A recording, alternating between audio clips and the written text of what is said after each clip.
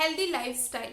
आजकल इसके लिए हर कोई अवेयर हो चुका है और हेल्दी लाइफस्टाइल की जब बात आती है तो हेल्दी फूड, हेल्दी डाइट ये बहुत बड़ा रोल प्ले करते हैं और इन सब में हेल्प करते हैं डाइटिशियंस या न्यूट्रिशंस।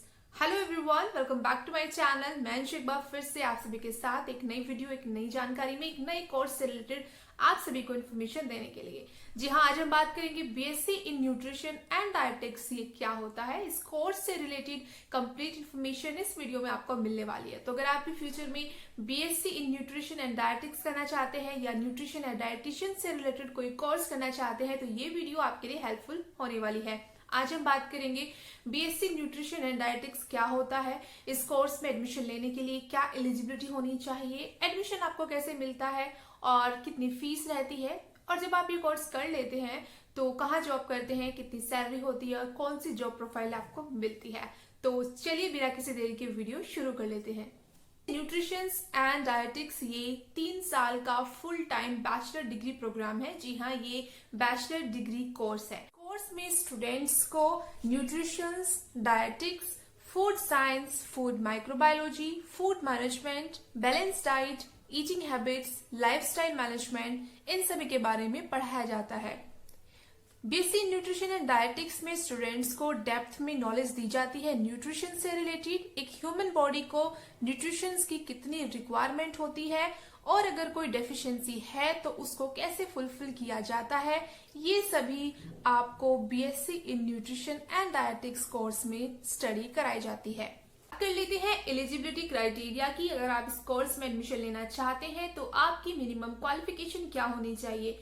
आपका 12th कंप्लीट होना चाहिए। जी हाँ, 12th पास होना चाहिए मिनिमम 50% मार्क्स के साथ, और आपके पास सब्जेक्ट में पीसीबी यानी फिजिक्स, केमिस्ट्री एंड बायोलॉजी होना चाहिए। अगर आपने साइंस स्ट्रीम यानी पीसीबी से 12th पास कर लिया है, मिनिमम आपके 50% मार्क्स हैं, तो आप बीएससी न्यूट्रिशन एंड डायटेटिक्स में एडमिशन ले सकते हैं।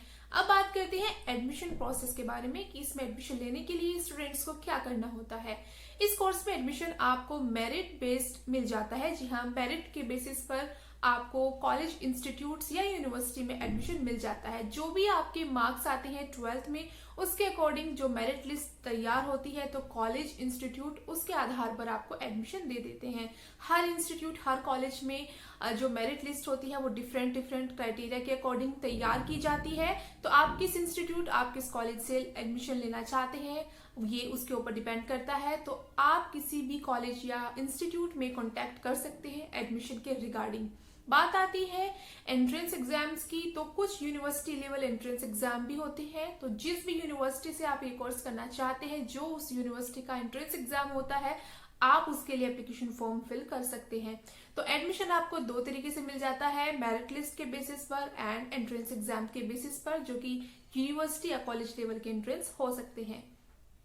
इस कोर्स में कितनी फीस लगती है, तो फीस हर एक कॉलेज, इंस्टीट्यूट की डिफरेंट होती है, लेकिन मैं यहाँ पर आपको एवरेज फीस बताना चाहूंगी। तो मिनिमम आपकी पर ईयर की फीस 50,000 से लेकर के 2 लाख तक हो सकती है, यानी कि 50,000 से 2 लाख तक के बीच में आपकी फीस पर ईयर के हिसाब से हो सकती है। फीस वेरी करती है इंस्टीट्यूट टू इंस्टीट्यूट, जो कि कम या ज्यादा भी हो सकती है। तो जिस इंस्टीट्यूट से आप करना चाहते हैं आप वहां विजिट कर सकते हैं, उनसे कॉन्टेक्ट कर सकते हैं फीस के रिगार्डिंग। अब बात आती है एम्प्लॉयमेंट एरिया की, यानी कि बीएससी न्यूट्रिशन एंड डायटेटिक्स का कोर्स करने के बाद आप कहाँ वर्क करते हैं, आपका एम्प्लॉयमेंट एरिया क्या होता है। तो आप पर्सनल डायटिशियन बन सकते हैं। जी हाँ, अपना खुद का एक क्लिनिक ओपन कर सकते हैं। साथ ही साथ आप हॉस्पिटल्स में जॉब कर सकते हैं, नर्सिंग होम में जॉब कर सकते हैं, रेस्टोरेंट्स, जो होटल्स होते हैं, जो 5 स्टार होटल्स होते हैं, वहां पर भी न्यूट्रिशन की रिक्वायरमेंट होती है। इसी के साथ साथ food industry, research and development centres में भी जो न्यूट्रिशंस रहते हैं, डायटिशियन रहते हैं, उनकी रिक्वायरमेंट होती है। तो ये कुछ एम्प्लॉयमेंट एरिया है जहां पर आप जॉब कर सकते हैं। बात आती है कि इस कोर्स को कंप्लीट करने के बाद आपकी क्या प्रोफाइल रहती है, किस जॉब प्रोफाइल पर आप वर्क करते हैं। तो आप पर्सनल डाइटिशियन बन सकते हैं, न्यूट्रिशन स्पेशलिस्ट बन सकते हैं, food quality manager, food inspector, research and development officer आदि बन सकते हैं। Now let's talk about the salary, how much you get paid after completing BSc Nutrition and Dietetics. So guys, salary different हो सकती है ऑर्गेनाइजेशन टू ऑर्गेनाइजेशन। अगर आप किसी होटल में फूड इंडस्ट्री में जॉब कर रहे हैं तो वहाँ सैलरी अलग हो सकती है। अगर आप किसी हॉस्पिटल में कर रहे हैं तो वहाँ सैलरी अलग हो सकती है। और आपकी अर्निंग, अगर आपका खुद का पर्सनल क्लिनिक या पर्सनल डाइटिशियन है तो भी आपकी अर्निंग अलग हो सकती है। तो अर्निंग्स अलग अलग होती हैं। साथ ही साथ गाइज, जो आपकी सैलरी होती है वो आपकी इंटरव्यू की जो परफॉर्मेंस रहती है उसके ऊपर भी बेस्ड करती है। आपका कैसा परफॉर्मेंस रहता है, आपके स्किल्स पर, आपकी क्वालिफिकेशन पर, ये भी सैलरी उसके ऊपर भी डिपेंड करती है। बट मैं यहाँ पर आपको एवरेज सैलरी बताना चाहूंगी कि स्टार्टिंग में जब आपकी जॉब लगती है तो 3 लाख से 5 लाख तक के बीच का पैकेज, या इससे ज्यादा भी हो सकता है, इससे कम भी हो सकता है, आपको मिल सकता है। लेकिन अगर हम एवरेज की बात करें तो 3 to 5 लाख का जो एवरेज पैकेज है वो स्टार्टिंग में, बिगनिंग में आपको मिल सकता है। सो गाइस, सैलरी कम या ज्यादा इंडस्ट्री के ऊपर डिपेंड करता है कि किसी पर्टिकुलर ऑर्गेनाइजेशन में वहां पर क्या क्राइटेरिया है सैलरी का, तो वो सैलरी उसके ऊपर भी डिपेंड करती है।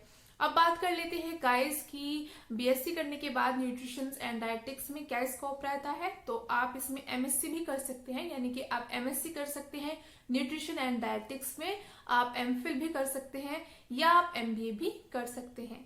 सो गाइज, ये थी आज की information BSc nutrition and dietetics के बारे में। आई होप ये इन्फॉर्मेशन आपके लिए हेल्पफुल रही होगी। वीडियो पसंद आए तो इसको लाइक करें, शेयर करें, एंड अगर फर्स्ट टाइम चैनल पर आए हैं तो चैनल को जल्दी से कर लीजिए सब्सक्राइब और बेल आइकन को प्रेस करना बिल्कुल ना भूलें, ताकि आपको मेरी वीडियोस के नोटिफिकेशंस मिलते रहे। जल्दी मिलती हूँ एक नए वीडियो में एक नए इन्फॉर्मेशन के साथ। Till then, bye bye and take care.